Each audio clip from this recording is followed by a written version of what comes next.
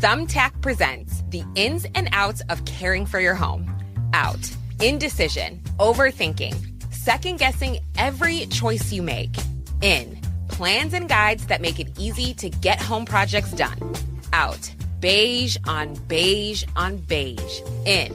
Knowing what to do, when to do it, and who to hire. Start caring for your home with confidence. Download Thumbtack today. On today's Smart 7, sudden power cut shocks Spain and Portugal, Liberals win in Canada, and much more. It's Tuesday 29th of April, it's International Dance Day, and happy birthday Uma Thurman. The Smart 7. It's news, but Not the news.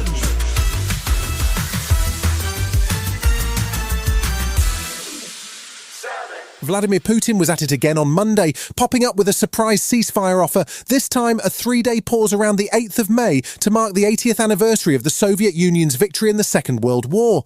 He also called for Ukraine to join the 3-day truce, but showed no sign of responding to Ukraine's ongoing calls for at least a 30-day ceasefire. It's becoming clear that the Russian leader is engaged in delaying tactics, and UK Prime Minister Keir Starmer says it's time to take the peace process seriously. It's got to be lasting, because I don't trust Putin. I think if it's not a lasting ceasefire, he'll come back for more.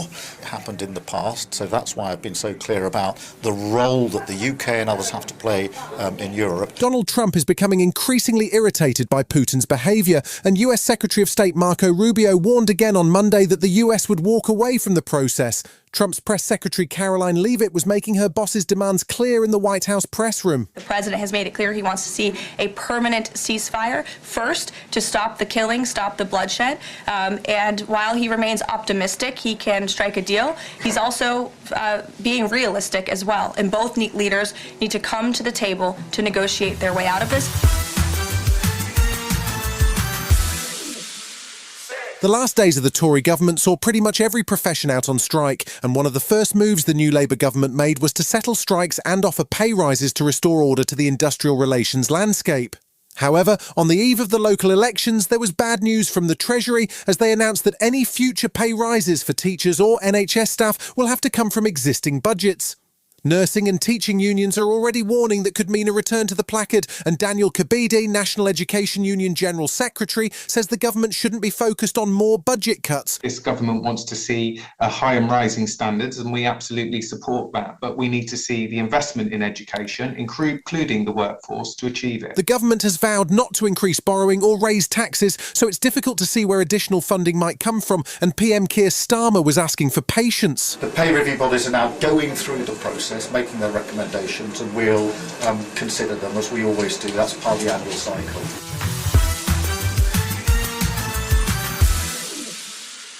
Early Tuesday morning saw a dramatic moment in Canadian politics as the Liberal Party won the general election. Justin Trudeau's party had been in power for 10 years, but disastrous poll numbers saw him step down to be replaced by former Governor of the Bank of England, Mark Carney. The Canadian Conservative Party had been soaring in the polls until Donald Trump's chaotic intervention, which saw him try to bully Canada into becoming the US's 51st state.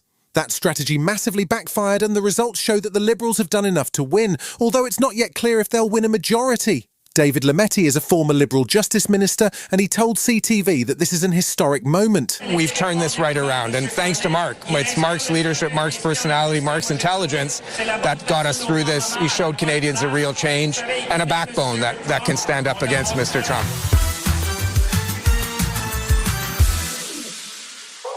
Monday saw a bizarre event unfold that impacted a significant chunk of southern Europe. Around 12:30 in the afternoon, large swathes of Spain and Portugal suddenly lost all electrical power, leaving passengers stranded on metro lines and people locked out of buildings without internet access or phone signal. It's still not totally clear what happened, but it took most of Monday to get power supplies back up and running, and authorities say there's no evidence of a cyber attack. Shops quickly sold out of water and some regions declared emergencies, but Spanish authorities were reporting 90% of power restored by Tuesday morning, while electricity has gradually been restored in Portugal. Airports were largely able to keep operating on backup generators, but travel expert Simon Calder says it's a highly unusual event. You can imagine a critical national infrastructure like this in both Spain and in Portugal. There will be multiple fail-safe protections, and those appear comprehensively to have failed, and it's led to absolute misery for millions of people. Still to come on today's Smart 7, in association with Metro, Arsenal get set for PSG challenge and David Tennant speaks his mind. Right after this. Thumbtack presents the ins and outs of caring for your home. Out. Indecision. Overthinking. Second-guessing every choice you make. In. Plans and guides that make it easy to get home projects done. Out. Beige on beige on beige. In. Knowing what to do, when to do it, and who to hire. Start caring for your home with confidence. Download Thumbtack today. Welcome back.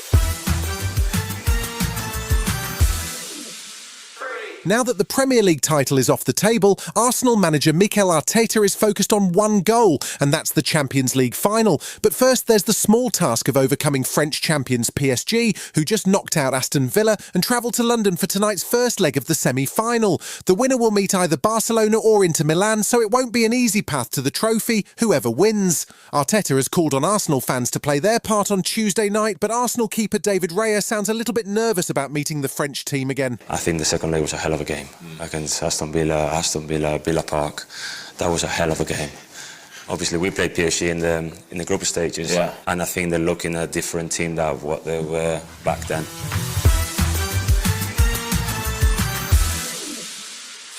Last year saw the BBC make a pilot episode of a show called The Assembly. It's based on a French TV show, and the guest was Michael Sheen. ITV have now picked up the format and made it into a series, with guests including Danny Dyer and David Tennant. The idea is simple. The guest is seated in the round with a panel of neurodivergent and disabled guests who act as the interviewers.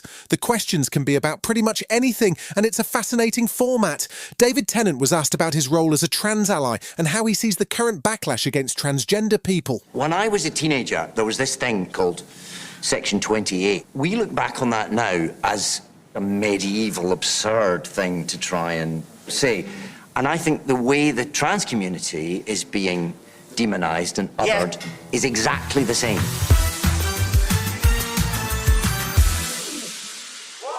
There's a new show on the way which might appeal if you like Nicole Kidman in The Perfect Couple. This one is called Sirens and stars Millie Alcock from House of the Dragon, alongside Megan Foyer's sisters, one of whom has fallen under the spell of a mysterious and slightly creepy Julianne Moore. It all takes place over one weekend at a pretty fancy Hampton-esque beach estate, and Kevin Bacon also stars as the husband of Moore. It's produced by Margot Robbie's production company, and it hits Netflix on May 22nd. Dad keeps asking me where you are. You don't feel any responsibility for him. He didn't feel any responsibility for me. I love who I am here. I am the only person who has always had your back. Kiki has my back. I'm not the monster that you think I am. You've been listening to The Smart 7. We'll be back tomorrow at 7 a.m. Hit that follow button and have a great day. Give us 7 minutes, we'll give you the world. Hey, you know what would make your customer service help desk way better? Dumping it and then switching to Intercom. But you're not quite ready to make that change. We get it. That's why Finn, the world's leading AI customer service agent, is now available on every help desk. Finn can instantly resolve up to 80% of your tickets, which makes your customers happier and gets you off the customer service rep hiring treadmill. Finn by Intercom, the leading customer service AI agent, now available on every help desk.